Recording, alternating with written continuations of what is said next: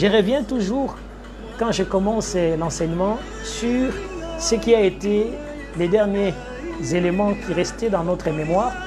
C'était la puissance, l'autorité et le pouvoir. Et nous avons dit que la puissance, avant d'y aller d'abord dans les vifs du sujet, parce que même si nous sommes dans la précipitation, nous ne devons jamais oublier la place de Dieu. Bienvenue encore à ces moments de notre affermissement. Et nous sommes en train de nous affermir de sorte que, à notre retour en tout cas, avec la grâce de Dieu, dans la maison du Seigneur, que nous puissions comprendre que la plus grande et la plus merveilleuse des maisons du Seigneur, c'est notre corps d'abord. C'est notre corps d'abord. Les meilleurs temples, c'est notre corps. C'est celui-là que nous devons soigner, c'est celui-là que nous devons enlever toutes sortes de mauvaises choses en lui. Parce que, je dis toujours et je le répéterai, notre corps, c'est cette terre où nous devons chaque fois enlever des petites pierres, enlever des mauvaises herbes. Et vous savez que les mauvaises herbes, ça ne demande pas l'eau pour pousser. Les mauvaises herbes, ça ne demande pas grand-chose pour qu'ils puissent pousser très vite en nous.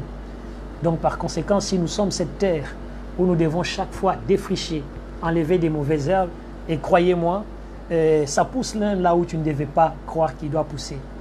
Mais nous avons aussi cette capacité de soigner cette terre qui est le temple du Seigneur en enlevant des pierres, des cailloux qui peuvent détruire tout ce qui peut être les systèmes corporels.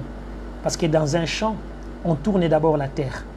Alors quand on tourne la terre, on va chercher ce qui se trouve dans les profondeurs de la terre, afin de donner la possibilité au grain ou à la sémence de bien entrer dedans. Donc si nous n'avons pas préparé notre terre, si nous n'avons pas préparé notre corps, alors le travail qu'on va faire pour que la parole entre dans l'âme et qu'il puisse saisir la dimension spirituelle en nous est souvent très compliqué et très complexe. Cela dit, nous allons avancer et nous ne devons pas perdre. En tout cas, ne perdez pas dans votre façon de regarder, dans votre façon de parler ou dans votre façon d'être, que vous êtes une terre dont à tout moment, une mauvaise herbe peut pousser à tout moment. À tout moment. J'ai dit très bien, vous savez, des mauvaises herbes, on ne les voit pas venir. On a bien nettoyé les champs les matins, mais au petit matin, quand on s'élève, on voit déjà une pousse. Et c'est comme si ces racines sont déjà enracinées dans la terre. Et cela veut dire quoi dans ces moments où je suis en train de vous parler? Cela veut dire que la terre que nous sommes, dont Dieu a tiré et qu'il a fait ce que nous sommes aujourd'hui, est venue quand même avec tout ce qui est racines des mauvaises herbes. Et ces mauvaises herbes poussent. Vous pouvez tirer la terre quelque part, vous l'avez bien nettoyée, vous l'avez bien enlevée, mais dès que vous avez essayé d'ignorer quelque temps, de l'en prendre soin, les mauvaises herbes poussent. Ça veut dire qu'à tout moment, à l'intérieur du corps, il y a des mauvaises herbes. Mais c'est à nous de veiller à ce que, de chaque fois que nous voyons des bouts de ces mauvaises herbes qui commencent, de les détruire et de les couper. Surtout quand on les coupe, il faut les jeter très loin, afin qu'ils sèchent et il faut les brûler. Parce que les faire sécher et les brûler, c'est encore très important. Parce que si vous laissez des mauvaises herbes que vous avez coupées sur la terre même, elle va repousser. En plus vite que vous pouvez l'imaginer. Donc pour ceux qui ont peut-être la dimension parabolique, et parce que je parle en parabole, nous comprenons tout de suite que nous devons faire vraiment un effort de chaque fois enlever, veiller à ce que chaque mauvaise herbe qui veut prendre place dans notre vie, les défricher et de les faire très vite.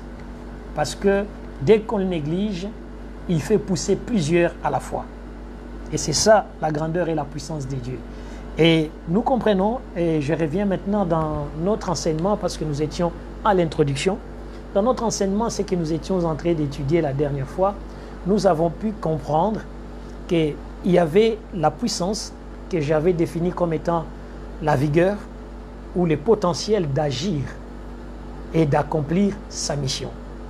Donc, la vigueur, le potentiel d'agir et d'accomplir sa mission, mais qui se traduisait plus par l'énergie et le dynamisme de Dieu en nous.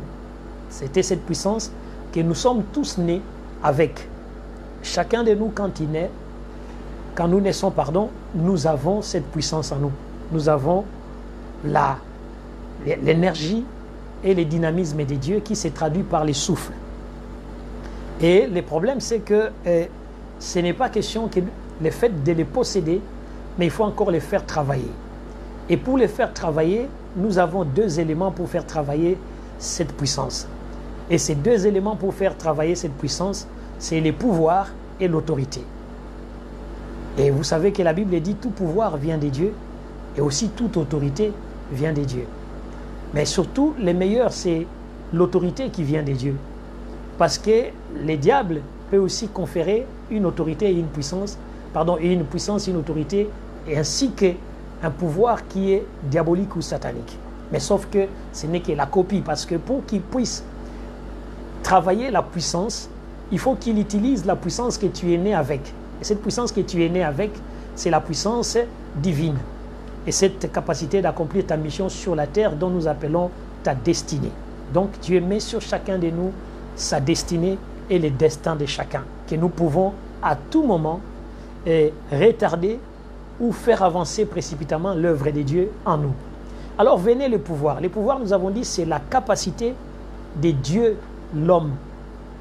Donc l'homme étant l'image de Dieu, cette capacité qui est en lui, des compétences dans des actions, c'est ça le pouvoir. Et nous avons parlé du pouvoir familial, des pouvoirs, tout ça. Et nous avons vu que nous pouvons maintenant retenir une seule chose. Le dynamisme, l'énergie et le dynamisme de Dieu en nous, puissance. Donc, retenez cela comme ça. Énergie et dynamisme de Dieu en nous, puissance. Alors, pouvoir, c'est la compétence dans les actions. La compétence dans les actions. Point. Et puis, l'autorité, c'est tout simplement un droit de commander et de légitimer dans une situation quelconque. Donc, c'est ça, cette autorité même que nous pouvons aussi à un certain moment parler de la domination et de la suprématie reçue des dieux. Parce que quand je parle de toute autorité vient des dieux, j'ai toujours mis en évidence le pouvoir.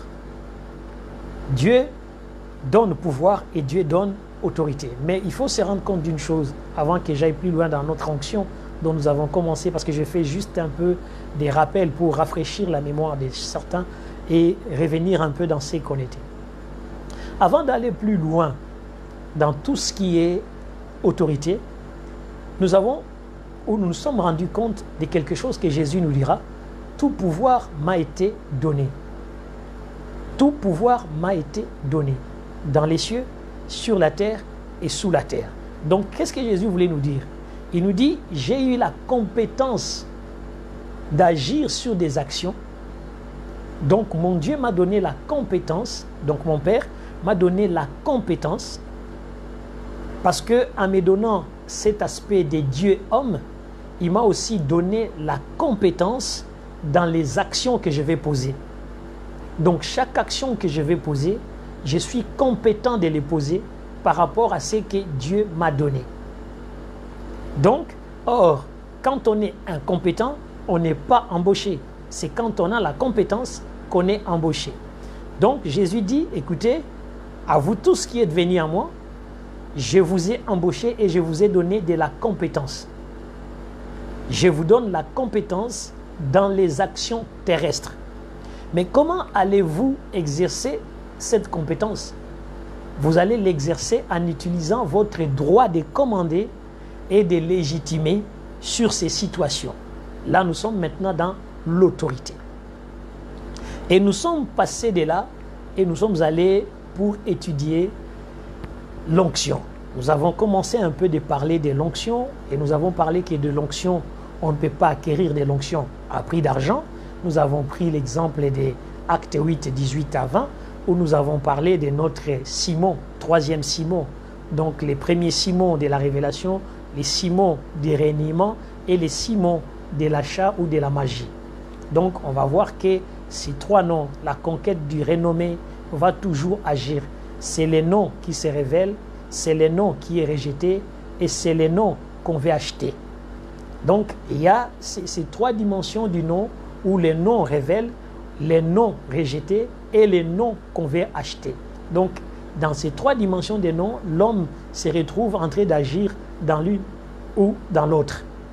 Mais maintenant, on avait aussi parlé de cet esprit et de dire qu'il était très très dangereux de focaliser ou de mettre l'onction définitivement dans un objet ou dans quelque chose qui peut prêter et qui peut faire devenir ou faire entrer dans l'idolâtrie. Pourquoi? Parce qu'il y a une place qui revient réellement à Dieu et dont on ne peut pas remplacer, même si ces moments-là est remplacé temporairement. Temporairement. Alors, quelques enfants m'ont posé cette question-là. Donc, avant que j'aille plus loin, nous allons aller dans ces parties des textes-là où nous allons voir pourquoi est-ce que j'insiste sur cet élément-là. Parce que le problème, c'est que à un certain moment, nous, en tant qu'enfants de Dieu, nous ne réalisons pas certains éléments qui peuvent arriver. Allons-y voir cette introduction qui est l'introduction qui va nous amener plus loin. Allons-y dans Actes des Apôtres 19. Actes des Apôtres 19, à partir des 11. Actes des Apôtres 19, 11 dit « Et Dieu faisait des miracles extraordinaires par les mains de Paul. » Nous retenons une chose, ce n'est pas Dieu qui fait, mais Dieu les faisait à travers les mains de Paul. Donc, il y a la possibilité que Dieu agit à travers toi. Et pour que Dieu agisse à travers toi, il faut qu'il puisse utiliser d'abord, la première des choses que Dieu utilise, c'est la puissance qu'il a mis en toi. Cette puissance-là, c'est le souffle que tu as, qui vient de lui. Et à travers ce souffle, Dieu va te pousser à exercer la compétence qu'il te donne dans les actions. Et de ces compétences qu'il te donne dans l'action, il va te pousser aussi à user du droit de commander et de légitimer. Donc si nous devons résumer ceci, on va se rendre compte que Dieu ne va pas passer par une autre puissance qui est le souffle de vie qu'il a mis dans Paul. Et il va animer ce souffle de vie par le Saint-Esprit. Donc le Saint-Esprit vient animer ce souffle au point d'amener maintenant non plus seulement un souffle simple, mais d'amener maintenant un souffle attaché à Christ. Parce que le Saint-Esprit témoigne de sa présence. Maintenant, quelle est cette présence? Cette présence vient entrer, non pas ailleurs, mais dans notre souffle à nous, dans notre nefesh. On en parlera et on verra plus tard les souffles. Et il va, à ce moment-là, alimenter les zoé qui est la vie en nous, au point maintenant de dire et de donner les signalements de la compétence dans les actions, afin d'user le droit de commander et de légitimer dans cette situation. Et c'est ce qui va se passer. La Bible dit que Dieu faisait des miracles, vraiment des miracles. Et en plus, on signale que c'était des miracles extraordinaires qui sortaient du commun. Mais maintenant, il y a Actes des Apôtres 19.2 qui nous amène dans la réponse que je dois donner. Qu'on appliquait sur les malades des linges ou des mouchoirs, on dit bien des linges ou des mouchoirs qui avaient touché son corps. Mais maintenant la question, les corps de qui? C'est les corps de Paul. Donc, c'est des mouchoirs et des linges qui n'appartenaient pas à Paul, mais qui appartenaient aux gens qui les frottaient sur Paul.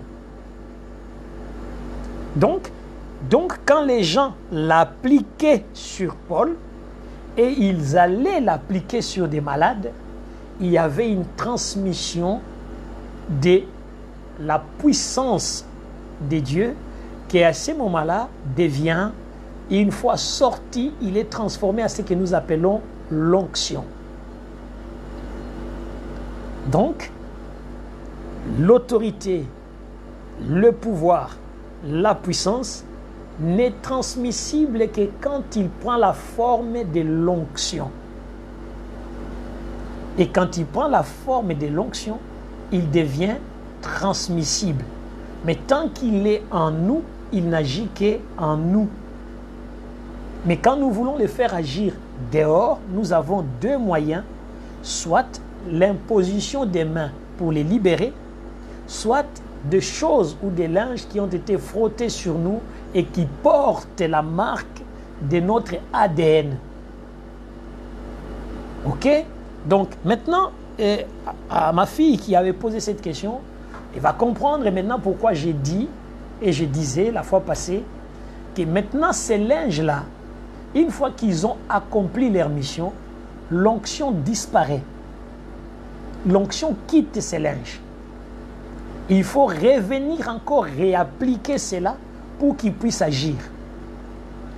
Parce que si on ne les rapplique plus, ils ne vont plus agir, mais quiconque l'utilise sans l'appliquer doit faire attention de tomber dans l'idolâtrie. Vous voyez? Donc, il doit être très très attentif parce qu'il risque de tomber dans l'idolâtrie parce que le moment de la mission est accompli et le moment de la mission peut être déterminé pendant un temps. Donc, je peux déclarer une parole sur quelque chose qu'on a frotté sur moi, mais il va accomplir que ce que j'ai déclaré dans cette parole et dans les laps de temps que je lui ai donné. Si les gens l'ont pris pour un miracle instantané, dès qu'il fait les miracles, tout est fini.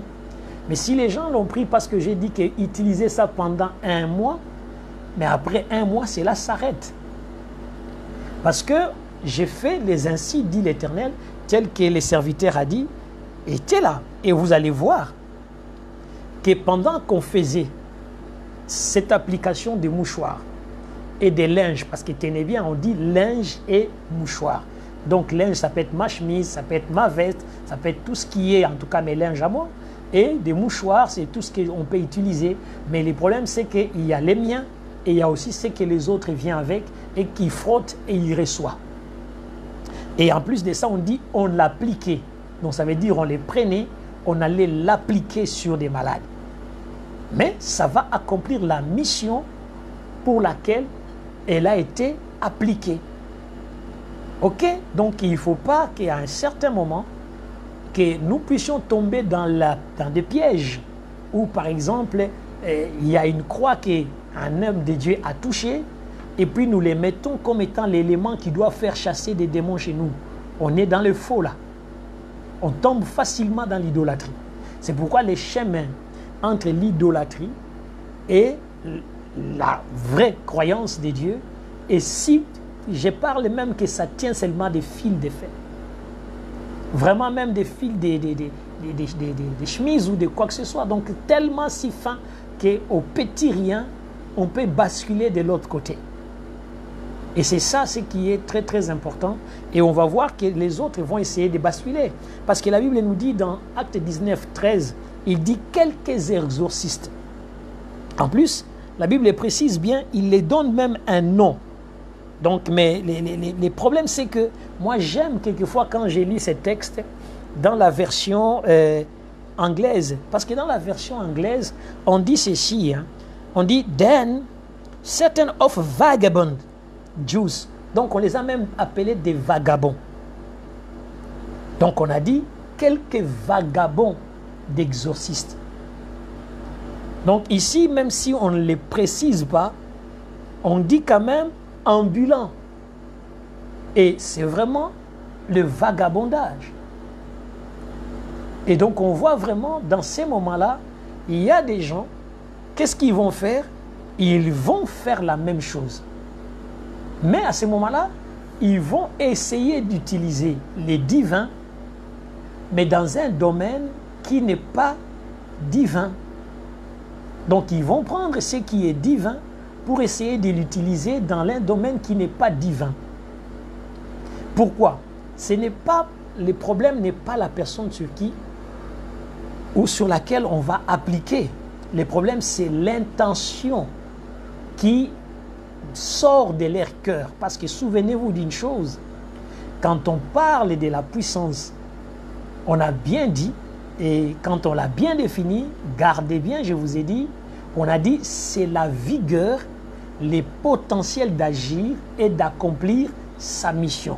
Donc, quand on veut accomplir une mission, c'est qu'il y a quelqu'un qui nous a mandaté pour cette mission. Mais dès que la mission n'a plus de mandataire et que la mission a un commanditaire, vous voyez la différence? Un commanditaire et un mandataire, ça fait deux choses différentes. La mission a un mandataire, c'est Christ. Mais quand la mission a un commandataire, c'est nous-mêmes. C'est que je vais faire pour me faire plaisir afin qu'on me voie et qu'on me respecte ou qu'on me croit. Vous voyez, donc à ce moment-là, je quitte les mandats, je deviens moi-même commanditaire parce qu'à ce moment-là, je me suis mis dans une des positions où c'est moi-même qui commande pour cette mission-là que je me suis donné moi-même. Donc on voit que ici, ces exorcistes-là ne seront plus des mandataires comme Paul est mandataire, mais ils seront à ce moment-là des commanditaires. Et quand on se met dans la position des commanditaires, on a quitté la position des mandataires, on devient destructeur. Mais pourtant, à l'intérieur de ces ambulants ou ces vagabonds, il y a quand même la puissance de Dieu qui est le souffle de vie. Ce souffle que Dieu a soufflé dans tout être, avec toute égalité, dans la création, quand il crée l'homme, il a mis le même souffle à tout le monde. Mais le problème, c'est que suis-je mandaté ou je suis dans la position du commanditaire? Parce que quand je suis mandaté, alors Dieu va libérer la puissance pour que je puisse accomplir la mission.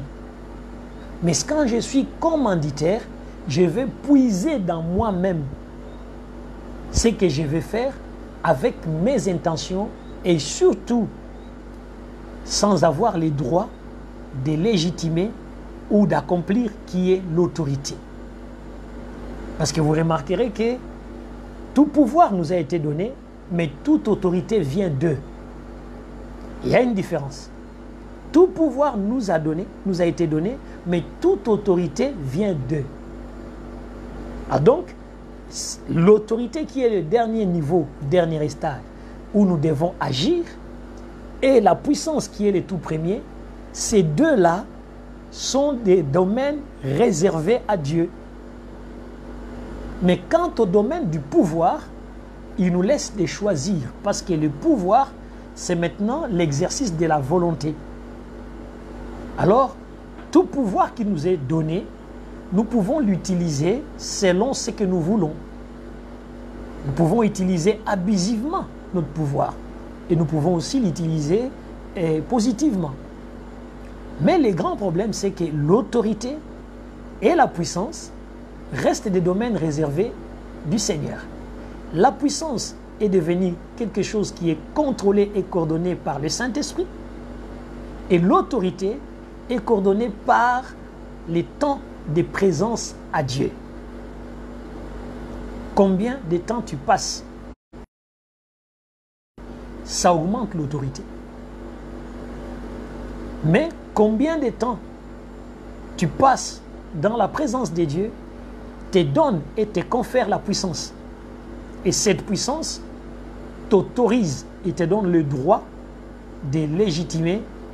Alors à ce moment-là, quand vous avez les droits, c'est plus facile d'utiliser vos compétences sur cette action. Et c'est pourquoi dans le pouvoir, qui est l'utilisation de la compétence dans les actions, l'homme reste celui qui fait tout ce dont il veut selon ses compétences. Mais on va voir que la Bible déclare ceci: quelques exorcistes juifs ambulants essayèrent d'invoquer sur ceux qui avaient des esprits malins les noms du Seigneur Jésus, en disant: je vous conjure par Jésus que Paul prêche. Donc, je vous conjure par celui qui a reçu le mandat. Paul, il a reçu le mandat. Il est mandaté. Il a reçu le mandat de fonctionner, reçu le mandat d'exercer l'autorité. Parce que le pouvoir est donné à quiconque croit et accepte. Mais l'autorité doit être totalement, vient de quelque chose, il vient surtout de Dieu. Et donc on a ces principes simples. Et si je vais un peu aller, parce que je vis que bon nombre d'enfants de Dieu maintenant aiment bien qu'on utilise, on va d'abord laisser Actes des Apôtres, on va aller totalement dans certains éléments très simples pour voir un peu ce que Dieu nous dit. Et quand on va dans le Nouveau Testament, par exemple, et Jésus, quand il est à côté d'eux, il va dire ceci dans dans Matthieu 28, 18, que nous avons d'ailleurs étudié, il dira ceci: tout pouvoir m'a été donné. Donc 28, 18, il va dire: tout pouvoir m'a été donné dans les ciels et sur la terre. Donc j'ai reçu tout pouvoir. Ok? Et ces pouvoirs-là, je vous les donne. Donc ce que je vous ai donné, deux choses faciles à avoir: la présence du Saint-Esprit et le pouvoir. Or, qu'est-ce qu'est le pouvoir? Le pouvoir, c'est tout simplement la compétence dans des actions. Donc, il nous rend compétents dans la prière, il nous rend compétents dans la recherche, il nous rend compétents dans la demande et il nous rend compétents dans tout simplement l'ouverture ou frapper, parce que c'est trois dimensions: frapper, chercher et demander. Il nous donne ces compétences de faire ces domaines-là et de faire dans ces trois domaines la capacité de frapper, on nous ouvre, la compétence de chercher et la compétence de demander. Mais maintenant, quand on va plus loin, parce que ça c'est ce qu'on reçoit du Christ, et on va voir qu'est-ce que va nous dire notre ami Paul. Paul va nous parler de ces domaines où nous sommes en train de travailler dessus, et il va nous dire quelque chose. On va remarquer quelque chose. Donc, ce qui est important, c'est quoi? Parce que quand on est dans l'enseignement, je préfère que l'enseignement puisse couler en vous et que vous puissiez saisir tout ce qui est substance même de l'enseignement. La Bible nous dit quelque part dans Matthieu 7, 29, et on dit ceci, on parlait de Jésus, on dit: car il enseignait comme ayant. On dit: il enseignait comme ayant autorité et non pas comme leurs scribes. Donc on voit que ici, on nous montre la différence de l'enseignement des scribes qui enseignaient assises sur des théories et sur des choses écrites et qu'ils avaient travaillé comme science. Et on nous montre que Jésus, lui, n'enseignait pas comme ça. Et on montre quand même que même eux, il dit comme ayant. Ça veut dire quelqu'un lui a donné. Quelqu'un lui a communiqué cette autorité dans l'enseignement.